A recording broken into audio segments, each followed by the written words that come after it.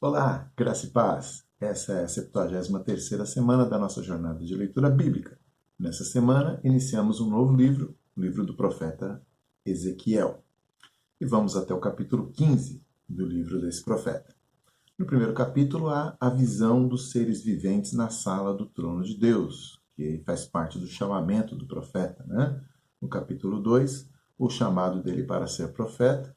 E no capítulo 3, a primeira missão dele, né? Ele vai ser comissionado a falar da parte de Deus para o povo.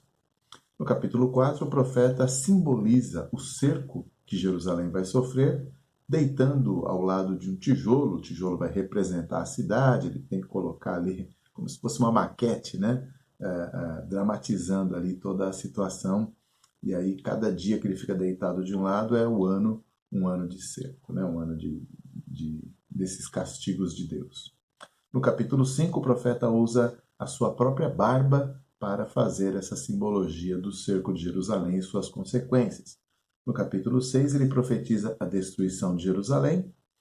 No capítulo 7, ele também profetiza a destruição de Jerusalém, mas enfatizando o fato de que ela é um castigo de Deus. No capítulo 8, o Espírito leva o profeta para assistir à idolatria que os judeus estão cometendo dentro do próprio templo de Deus. No capítulo 9 e 10, há visões do castigo que Jerusalém vai sofrer. No capítulo 11, uma visão da glória de Deus trazendo castigo sobre a liderança de Jerusalém. No capítulo 12, o profeta simboliza o cerco de Jerusalém carregando uma bagagem, né? Ele pega os seus pertences e faz ali uma mala e vai carregando para lá e para cá, para mostrar que eles serão exilados, né?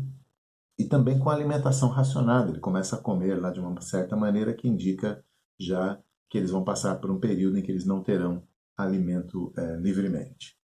No capítulo 13, profecia contra os falsos profetas e profetisas. Nessa época especificamente, Jerusalém já havia sido invadida, já haviam a primeira deportação, né, o primeiro grupo, basicamente da elite de Jerusalém, já havia sido deportado para a Babilônia. Havia um rei colocado pela própria Babilônia ali, né, ou seja, o chamado o rei marionete, né, da Babilônia ali em Judá, em Jerusalém, capital. E mais para frente um pouco haveria uma nova deportação maior ainda, uma nova invasão, a destruição de Jerusalém, uma deportação ainda maior. Então, nesse inteirinho aí, alguns profetas começaram a dizer, não, já está acabando, Deus já castigou, está tudo certo agora vai ser só bênção, vai ser... E aí, então, eles são combatidos, né, nas suas falsas profecias pelo verdadeiro profeta de Deus, que tem uma mensagem dura para o povo. Não é tempo de falar bonito, não. Capítulo 14, os anciãos vêm consultar o profeta e o profeta, sinceramente, né, diz para eles que a situação realmente está difícil e Deus vai castigar mesmo, eles precisam se arrepender. E por fim, nessa semana, Deus compara Judá com o caule da videira. Né? A madeira do caule da videira não serve para nada. Então, Jerusalém também é assim, Judá também é assim. Pois bem, os meus destaques para essa primeira semana de leitura de Ezequiel, nós passaremos 5 semanas lendo Ezequiel. Nessa primeira semana, primeiramente, o próprio autor, né? Ele se apresenta como Ezequiel, filho de Buzi, sacerdote, portanto, ele é de uma família sacerdotal. Naquela época, o sacerdócio era familiar, então o filho de sacerdote também. Então, Ezequiel não se apresenta como sacerdote, mas sendo filho de sacerdote, ele também o é. Logo no primeiro capítulo ele se apresenta assim, né? Mas ele não chegou a exercer o seu ofício sacerdótico, né? Porque eles estão no exílio da Babilônia. O sacerdote trabalha no templo. Então, se eles estão no exílio, ele não pôde exercer o seu ministério sacerdotal, mas exerceu o ministério profético a chamado de Deus, né? No capítulo no capítulo 1, ele já começa dizendo assim, estando eu no meio dos exilados, né? Então ele está lá, ele diz que está na terra dos caldeus, né? Caldeia é a região onde a Babilônia está. Então, terra dos caldeus, no meio dos exilados, ele está lá na Babilônia, não pode exercer seu ministério sacerdotal, mas exerce um ministério novo para o qual Deus o chamou de profeta. A data também é muito interessante porque Ezequiel é o profeta que mais faz as marcações temporais, cronológicas no seu livro. Ele cita constantemente a data das suas ações e das visões que ele tem. O capítulo 1 já começa assim, ele dizendo, né, do ano em que tudo aconteceu, mas naquela época eles não tinham um calendário universal como nós temos, né? Eles têm que fazer outro tipo de marcação. Então, eles marcavam o tempo em relação ao governante, em relação ao monarca. E lá, no primeiro capítulo, ele fala desse tempo, né, do tempo em que essas coisas aconteceram. Ele diz assim: no quinto dia do quarto mês, do 30º ano, ele diz, né? E é do ano dele, né? Da vida dele.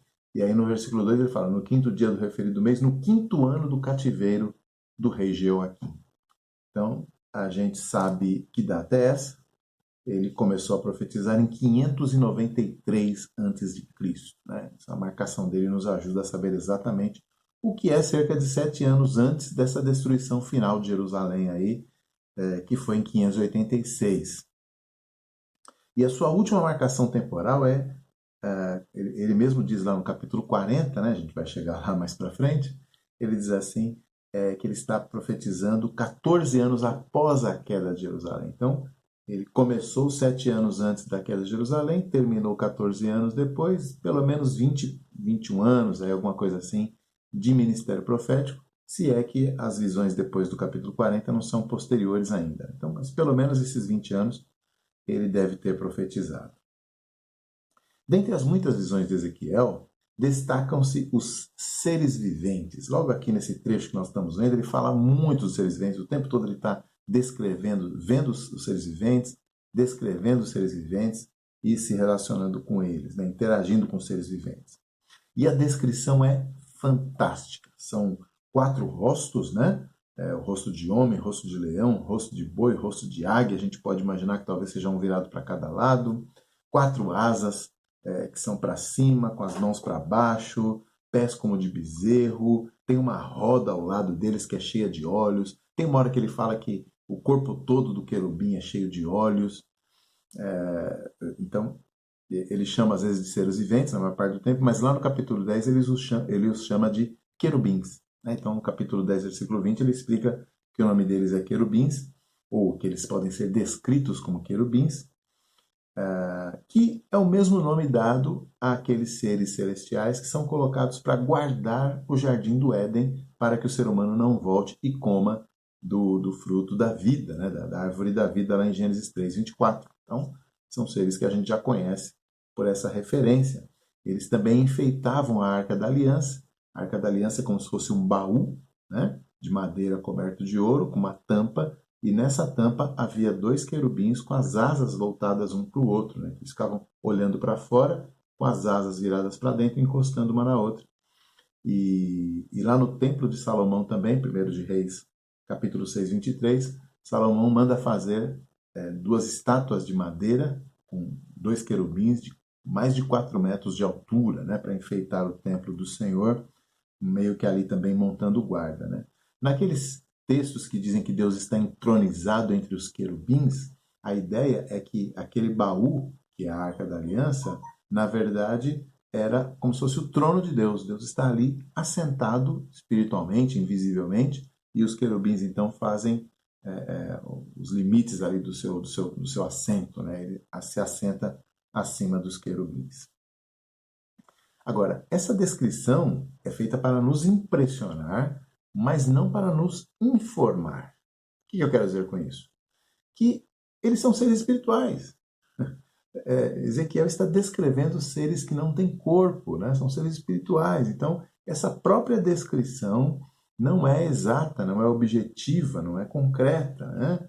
E o próprio texto já mostra isso, porque, por exemplo, no começo eles são descritos com rosto de homem, leão, boi e águia, mas lá no capítulo 10 ele não é descrito mais com rosto de boi, é um outro rosto.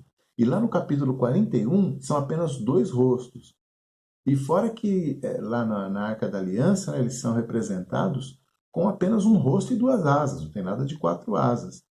Então, essas descrições são exatamente isso, são tentativas humanas de falar com linguagem humana a respeito de realidades que são espirituais, que são celestiais. Então, a gente precisa dar um desconto e não precisamos ficar desenhando esses seres na nossa imaginação. É inevitável, a gente vai tentar imaginar, mas essa é só a nossa imaginação, assim como a descrição do profeta não é necessariamente a aparência desses seres, porque eles não têm aparência.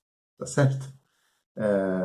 Inclusive há descrições parecidas, artes parecidas, esculturas parecidas nas culturas e religiões ali daquela região, mais ou menos daquela época, né? Seres parcialmente alados e com patas de animais e com rosto de homem e tal. Isso aparece em várias culturas e é possível que os profetas tenham se inspirado nessas descrições para poder falar dessas realidades espirituais que estão acima aí da nossa compreensão, né?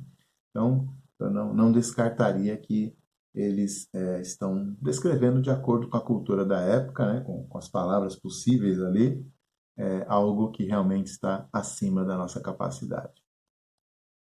Bom, começamos então um novo livro, livro do profeta Ezequiel. Vamos com ele mais 4 semanas além dessa, é um livro comprido, né? Então, boas leituras e até a próxima semana.